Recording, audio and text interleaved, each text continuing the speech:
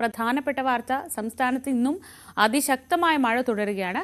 പത്തനംതിട്ട, ഇടുക്കി, എറണാകുളം, വയനാട്, കണ്ണൂർ, കാസർഗോഡ് ജില്ലകളിലെ വിദ്യാഭ്യാസ സ്ഥാപനങ്ങൾക്ക് അവധിയാണ്. നേരത്തെ പ്രഖ്യാപിച്ച പരീക്ഷകളിൽ സ്വാഭാവികമായും മാറ്റമുണ്ടാവില്ല. പ്രൊഫഷണൽ കോളേജ് ഉൾപ്പെടെയുള്ള സ്ഥാപനങ്ങൾക്ക് അവധി ബാധകമാണ്. 4 ജില്ലകളിൽ ഇന്നത്തെ ദിവസം റെഡ് അലർട്ടുണ്ട്. 10 ജില്ലകളിൽ ഓറഞ്ച് അലർട്ടും പ്രഖ്യാപിച്ചിട്ടുണ്ട്. കണ്ണൂർ, കാസർഗോഡ്, ഇടുക്കി, പത്തനംതിട്ട ജില്ലകളിലാണ് റെഡ് അലർട്ട് ഉള്ളത്. വിവരങ്ങളുമായി ആയിഷത്തുൽ ഷംന ന്യൂസ് ഡെസ്കിൽ നിന്ന്.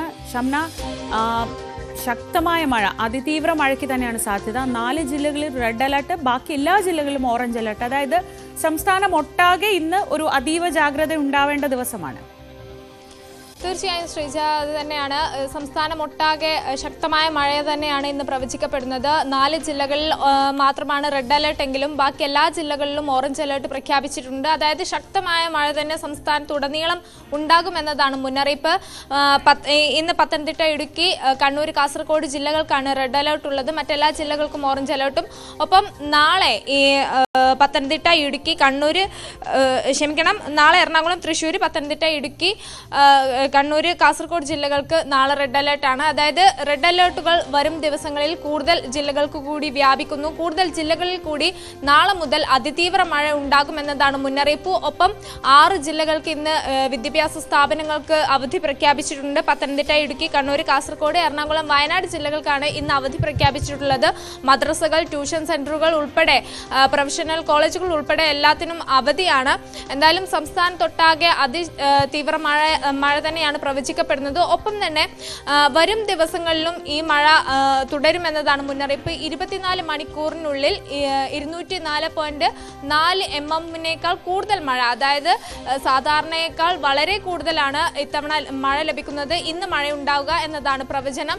ഒപ്പം തന്നെ ഇത്തവണത്തെ മൺസൂൺ, നേരത്തെയൊക്കെ നമ്മൾ പറഞ്ഞിരുന്നു, ഇത്തവണത്തെ മൺസൂണിന് നിരവധി പ്രത്യേകതകളുണ്ട്. സാധാരണഗതിയിൽ തെക്കൻ കേരളത്തിലാണ് ആദ്യം മൺസൂൺ എത്താറ്, പിന്നീടാണ് അത് സംസ്ഥാനമൊട്ടാകെ വ്യാപിക്കാറ്. എന്നാൽ ഇത്തവണ അങ്ങനെയല്ല. ആദ്യം എത്തുന്നത് വടക്കൻ കേരളത്തിലാണ്, പിന്നീടാണ് സംസ്ഥാനമൊട്ടാകെ മൺസൂൺ വ്യാപിക്കുന്നത്.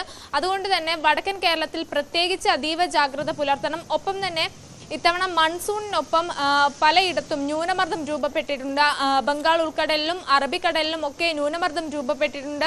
ഇത് അതിതീവ്ര ന്യൂനമർദ്ദമായി മാറിയിട്ടുണ്ട്. ഈ ഒരു സാഹചര്യത്തിൽ വളരെയധികം ജാഗ്രത പാലിക്കണം. കാരണം ഇത്തവണത്തെ മൺസൂൺ സാധാരണഗതിയിൽ മൺസൂണിന്റെ ആദ്യത്തെ ഒരാഴ്ച മഴ കുറവ് മാത്രമാണ് ലഭിക്കാറ്, പിന്നീടാണ് കാലവർഷത്തിന് ശക്തി പ്രാപിക്കാറ്. പക്ഷെ ഇത്തവണ അങ്ങനെയല്ല.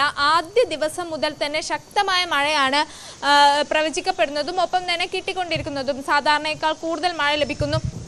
ഇതിനു പുറമെയാണ് 2 ന്യൂനമർദ്ദം കൊണ്ട് രൂപപ്പെട്ട, അതായത് ബംഗാൾ ഉൾക്കടലിലും അറബിക്കടലിലും രണ്ട് സ്ഥലങ്ങളിൽ രൂപപ്പെട്ട ന്യൂനമർദ്ദം. ഇതിന്റെ ഫലമായി കൂടി മഴയുണ്ടാകും. അതുകൊണ്ടാണ് ഇത്തവണത്തെ മഴയ്ക്ക് ശക്തി കൂടുതൽ മഴ ലഭിക്കുന്നതുമൊക്കെ.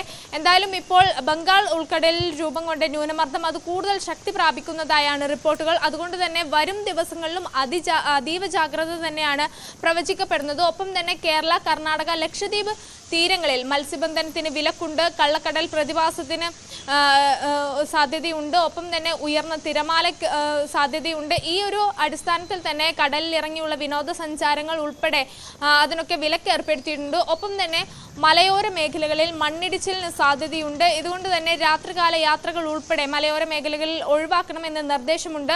പ്രത്യേകിച്ച് രാത്രികാലങ്ങളിൽ അതിശക്തമായ കാറ്റുണ്ടാകും, ഇടിമിന്നൽ സാധ്യതയുണ്ട്.